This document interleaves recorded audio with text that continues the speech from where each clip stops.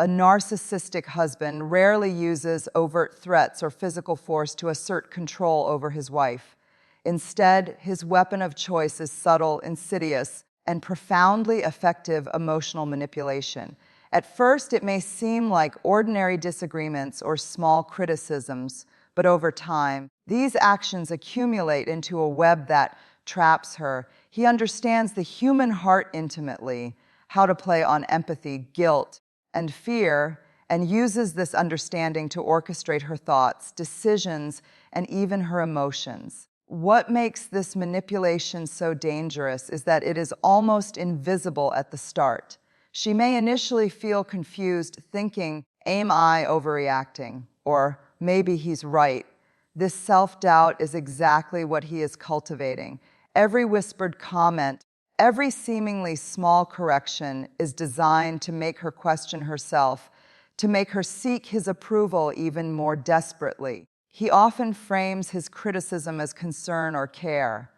"I'm just worried about you," he says, when in reality, he is chipping away at her independence. He may tell her she is too sensitive, too emotional, or incapable of making decisions on her own.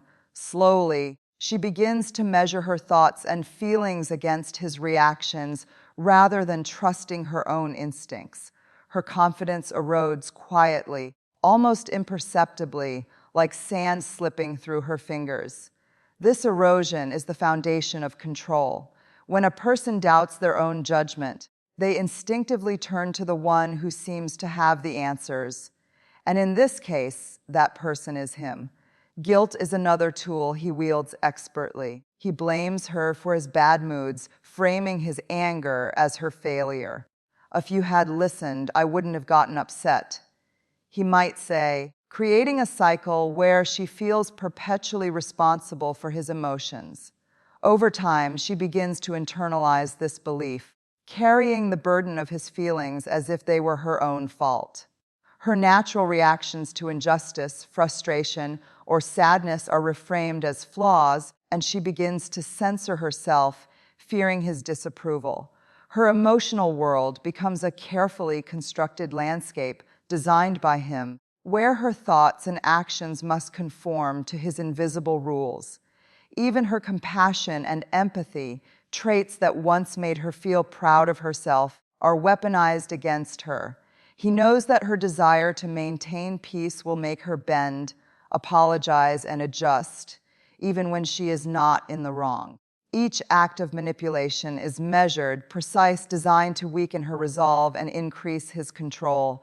It is not sudden, it is a slow, deliberate tightening of invisible chains. Over time, she feels as though she is walking on eggshells, navigating a minefield where one misstep could provoke criticism, anger, or withdrawal of love. Every choice, every thought, every expression is filtered through his reactions until she is no longer sure which are truly her own. This type of control is terrifying because it is invisible and intimate. It doesn't announce itself with violence or public spectacle. It whispers, it questions, it twists reality, and it feeds on the very qualities that make her human: empathy, kindness, self-reflection. The manipulation is continuous, unrelenting, and sophisticated.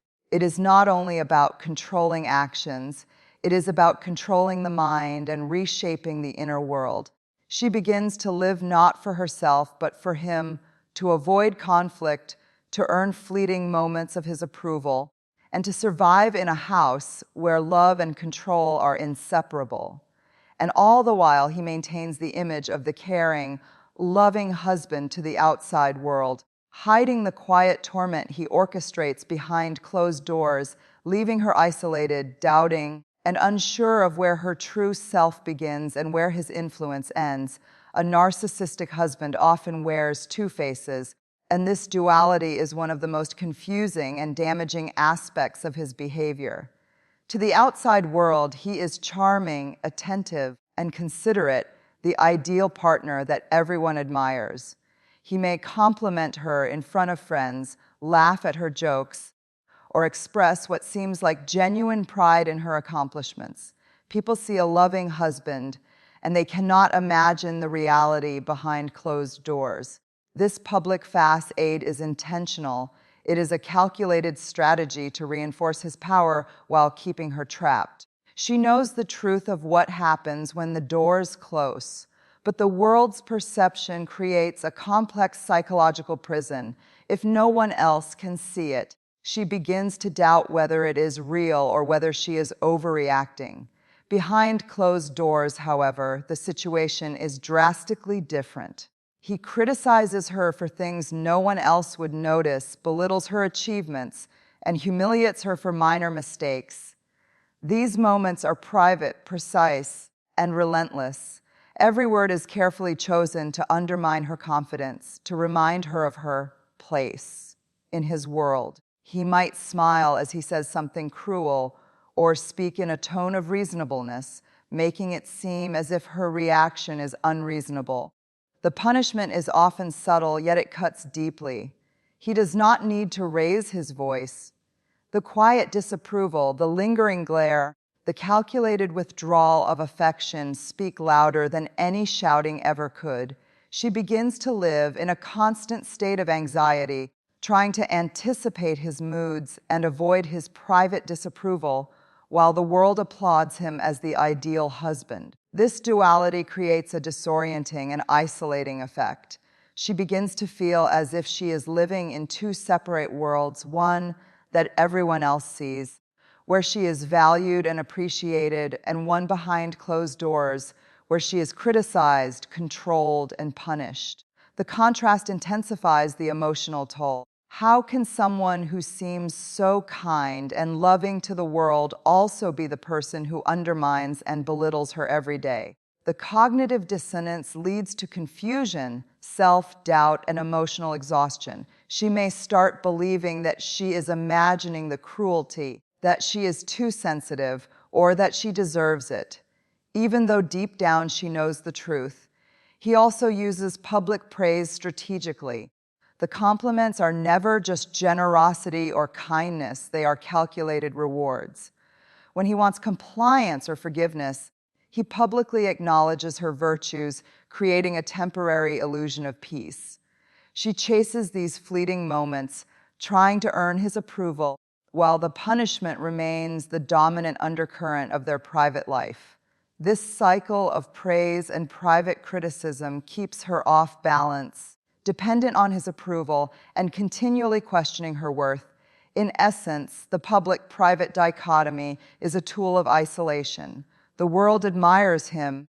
The friends and family who could offer support see no evidence of abuse, and she feels trapped in a silent struggle. Her suffering is invisible, and she begins to internalize the blame for maintaining this facade. She becomes hyper-aware of his public image, fearful that any sign of her own dissatisfaction might expose the truth or provoke his anger. In this way, he ensures control not through confrontation alone, but through a carefully maintained illusion of perfection, leaving her navigating a life where love and torment are inseparably intertwined.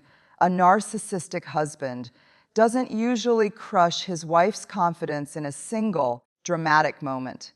Instead, he dismantles it slowly with meticulous precision, eroding her self-esteem until she no longer recognizes the strength and value she once carried. The process is subtle, almost invisible at first. He uses words that seem small, a passing comment about her appearance, a critique of her choices, or a remark about her capabilities. But each statement, each slight is a deliberate chip at her sense of self. Over time, these minor attacks accumulate, forming a pattern so consistent that she begins to see herself through his lens. Accepting his version of reality as the truth, he often frames his criticisms as helpful advice, making it difficult for her to confront him. "I'm just trying to help you," he might say, when in reality he is undermining her confidence.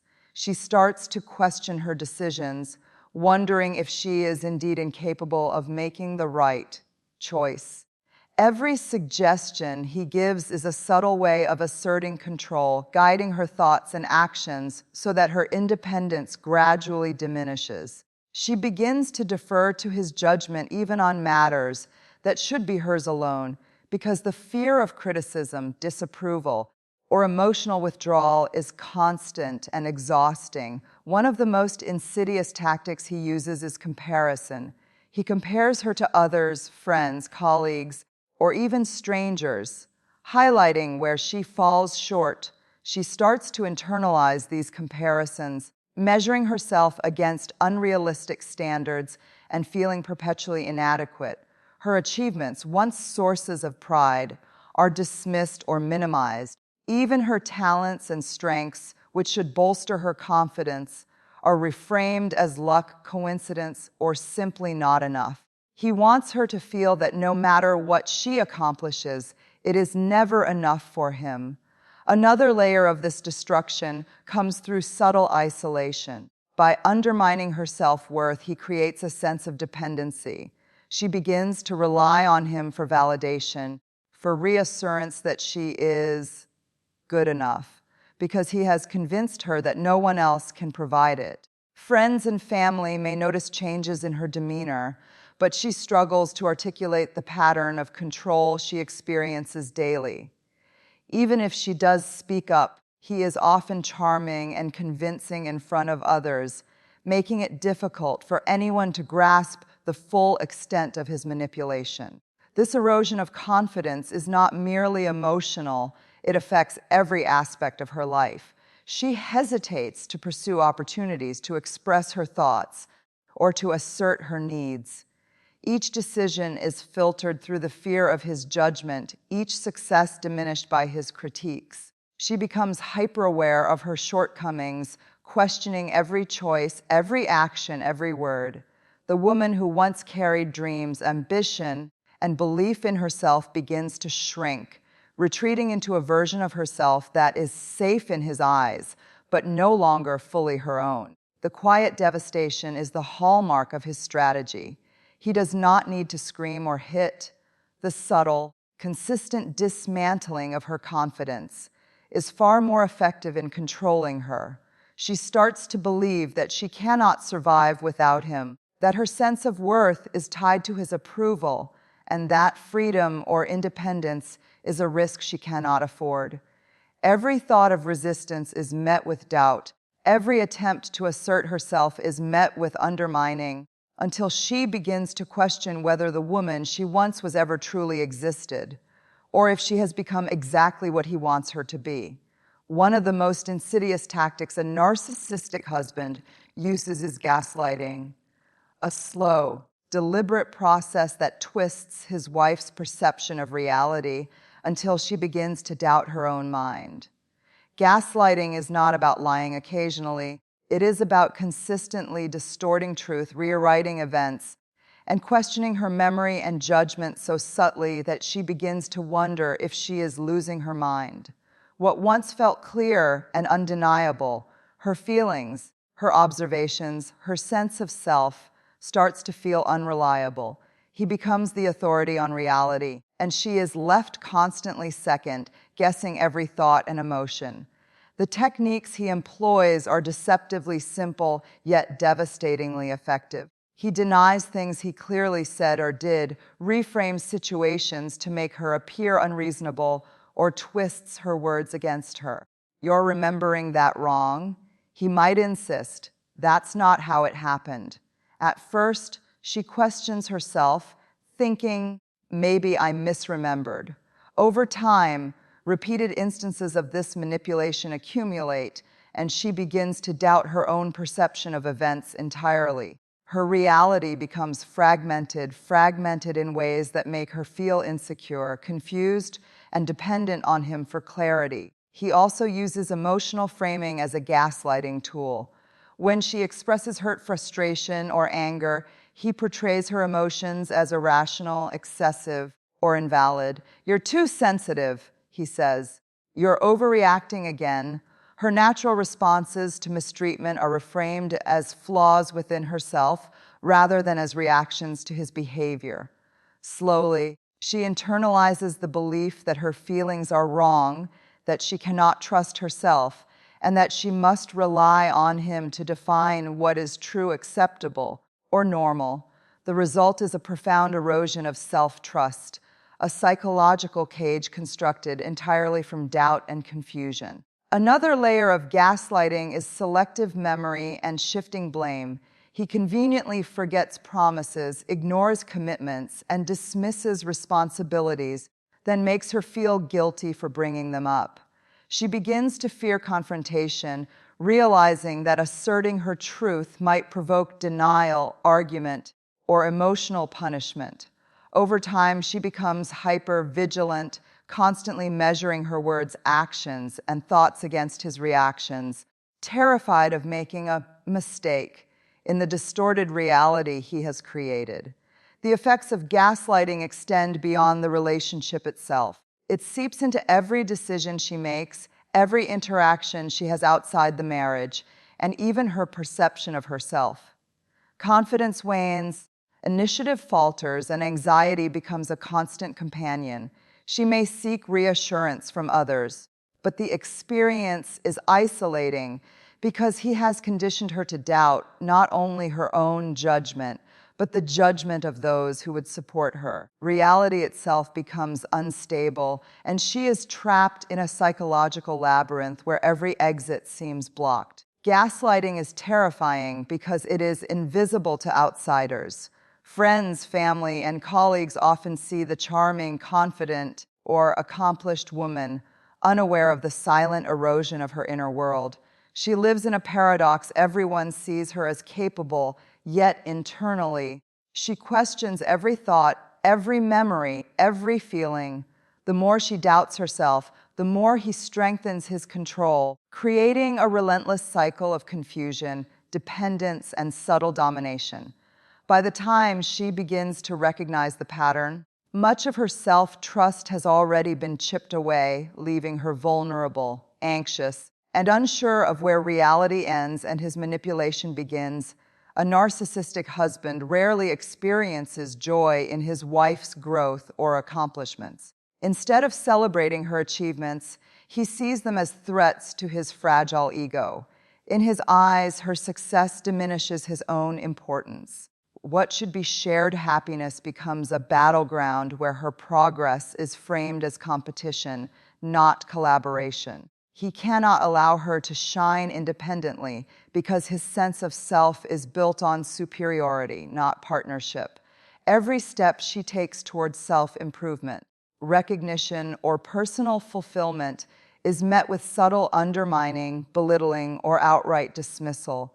He might make small comments about her work, her skills, or her talents, framing them as insignificant or easily surpassed.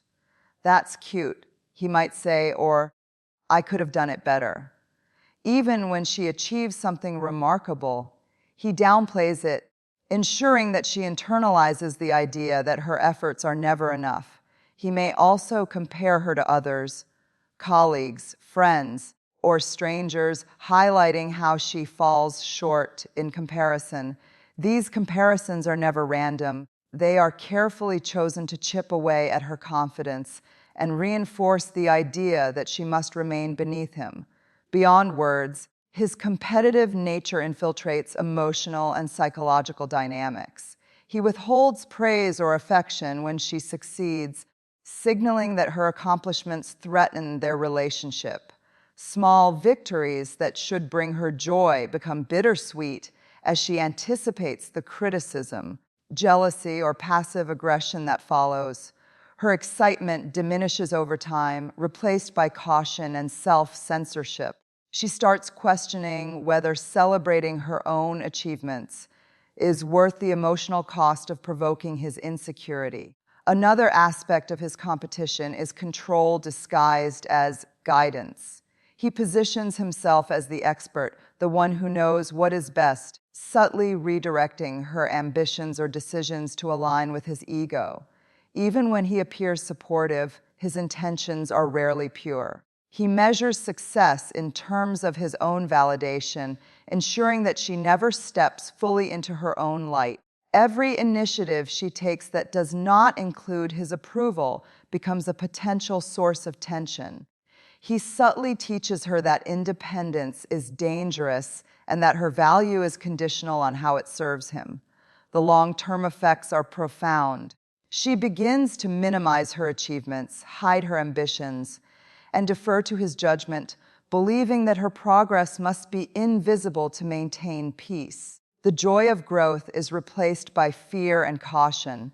She may even begin to internalize his worldview, believing that her success is secondary, that she must constantly measure herself against his expectations, and that her worth is intrinsically tied to how he feels about her. This toxic dynamic creates a relationship where love is entangled with competition. Instead of fostering mutual support, understanding, and shared growth, the marriage becomes a mirror of insecurity, power, and comparison. She begins to navigate life in quiet compromise, shrinking parts of herself to avoid triggering his jealousy or ego. Over time, the woman who once dreamed, aspired, and thrived independently becomes hesitant, self-doubting, and trapped in a world where her growth is never allowed to exist without scrutiny. Every achievement is overshadowed by the pressure to appease him, and every step forward is tainted by the subtle, constant undercurrent of rivalry. A narcissistic husband often turns love itself into a weapon. Affection, warmth, and attention are no longer genuine expressions of care. They are tools to manipulate, punish, and control. In his hands, love becomes conditional, given only when he wants compliance, respect, or adoration, and withdrawn the moment she acts in ways he disapproves of. The effect is subtle but devastating. She begins to measure her worth by how much affection she receives, mistaking his manipulation for the ebb and flow of normal intimacy. Small gestures of warmth become rare rewards, and she finds herself constantly seeking approval, affection, and validation that are never fully given.